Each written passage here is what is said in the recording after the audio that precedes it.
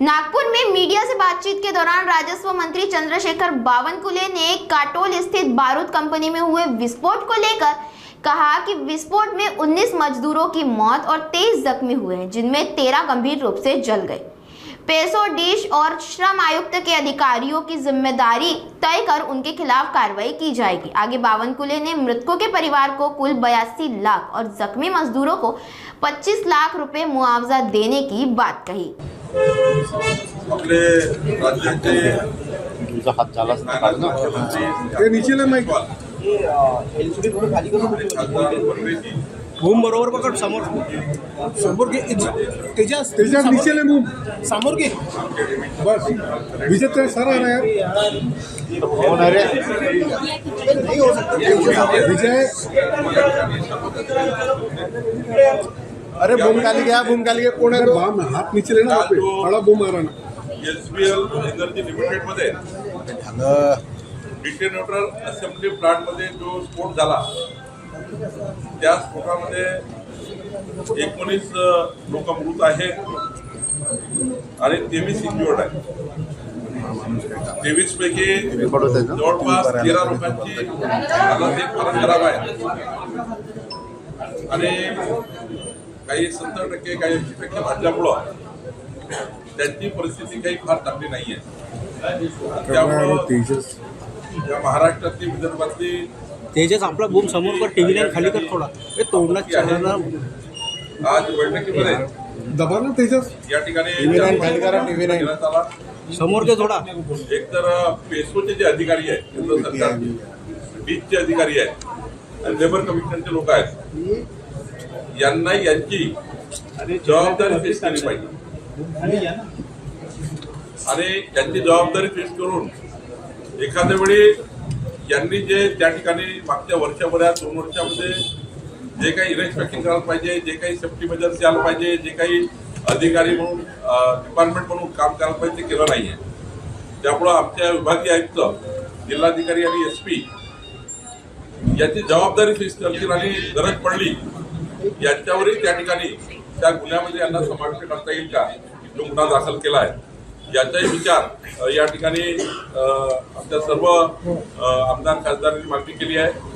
हाही विचार झाला पाहिजे की पेसोचे डीचे आणि लेबर कमिशनचे अधिकारी ज्यांची जबाबदारी फेस करून त्यांनाही या ठिकाणी या गुन्ह्यामध्ये घेतलं पाहिजे अशी या ठिकाणी मागणी आली आहे। याबद्दलच्या सूचना आम्ही दिलेल्या आहेत। माननीय केंद्रीय मंत्री पियुष गोयलजी यांच्याशी आमची चर्चा झाली। या चर्चेमध्ये आतापर्यंत नागपूरमध्ये जे 3, 4, 5 अपघात झाले एक्सप्लोजर मध्ये त्यामध्ये जवळपास 44 मृत आहे, 48 जखमी लोक आहेत आता या वर्षभरात आणि वारंवार घटना होत आहेत। त्यामुळं नेमक्या काय काय त्या ठिकाणी पूर्ण अहवाल, या घटनेचा अहवाल, यापूर्वी झालेल्या 4 घटनेचा अहवाल केंद्र सरकारकडे कमिशनरनी पाठवायचा आहे आणि कमिशनरकडून हा अहवाल कमिशनरकडनं हा अहवाल केंद्र सरकारला गेल्यावर आणि यानंतर कायद्यामध्ये काहीतरी त्या ठिकाणी मजबूत सुधारणा जेणेकरून या ठिकाणी अशा घटना होणार नाही याकरता एक दुसरी चौकशीचा रिपोर्ट या ठिकाणी आमच्या कमिशनर पाठवणार आहे, ज्यावर केंद्र सरकार या ठिकाणी याची ऍक्शन घेणार आहे। याचाही निर्णय झाला। माननीय पियुष गोयल साहेबांनी याबद्दल पुढाकार घेतला आणि या ठिकाणी कारवाई करण्याचं आश्वासन दिलं। जोपर्यंत आता हे कंपनी बंद राहणार आहे तोपर्यंत कामगारांना पगार देण्याच्या त्या ठिकाणी मॅनेजमेंटने मान्य केलं आहे। कामगारांची जेव्हा कंपनी चालू करायची असेल तेव्हा या सर्व कामगारांना त्या लेवलचं स्किल डेव्हलप करून, कारण काही लोकांना स्किल डेव्हलपमेंट झालंच नव्हतं, त्यामुळे हा मोठा गंभीर त्या ठिकाणी गुन्हा आहे। अनेक गुन्हे याच्यामध्ये आहेत, पण यामध्ये यानंतर कंपनी चालू करताना स्किल असल्याशिवाय, त्याचं सर्टिफिकेट असल्याशिवाय कुणाला त्या ठिकाणी कामगार करू नये। याच कामगारांना हाय स्किल करून त्यांना कामावर घ्यायचं आहे। आपल्या सुनीता गावंडेजी या बैठकीला होत्या। खरं तर त्यांनी या ठिकाणी हा मुद्दा मांडला आणि महत्वाचं या जिल्ह्यातल्या जेवढ्या स्मॉल स्केल आहे आणि हाय स्केल इंडस्ट्री आहे आणि त्या ठिकाणी मीडियम स्केल इंडस्ट्री आहे त्यांच्या इंडस्ट्री सुद्धा जिल्हा उद्योग केंद्राकडनं या इंडस्ट्रीचं ऑडिट करण्यात येईल आणि या जिल्ह्यातल्या संपूर्ण इंडस्ट्रीमध्ये हाय स्किल जसं काम आहे त्या पद्धतीचा स्किल व्यक्ती कामाला आहे की नाही याचाही त्या ठिकाणी पूर्ण तपास हे कलेक्टर आणि एसपी करणार आहे त्यांना आता आम्ही डिझास्टर मॅनेजमेंटमध्ये आपत्ती व्यवस्थापनामध्ये आम्ही त्यांना अधिकार देणार आहे. त्यामुळे हे अधिकार कलेक्टरला प्राप्त झाल्यावर कलेक्टर हाय स्किल, सेमी स्किल्ड आणि या ठिकाणी अनस्किल्ड लेबरचाही त्या ठिकाणी आढावा घेणार आहे आणि तिन्ही स्मॉल स्केल, हाय स्केल आणि मिडियम स्केल कंपन्यांनाही या जिल्ह्यातल्या सर्व कंपन्यांना चेक करणार आहे. याचाही विचार आम्ही केला आहे.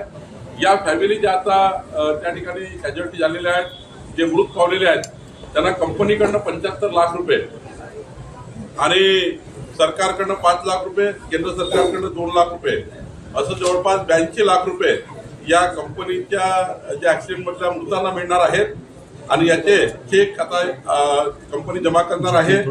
आणि हे पैसे आमचा विचार आम्ही केला आहे की त्यांचे मुलं, त्यांचे पती, म्हणजे महिला गेली असेल तर पती आणि मुलं, आणि माणूस गेला असेल त्यांची पत्नी आणि मुलं, असं जॉईंट अकाउंट तयार करून त्यांच्या खात्यात टाकणार आहे, जेणेकरून ते मुलं सज्ञान होतपर्यंत या पैशाला कुणाला हात लावता येणार नाही.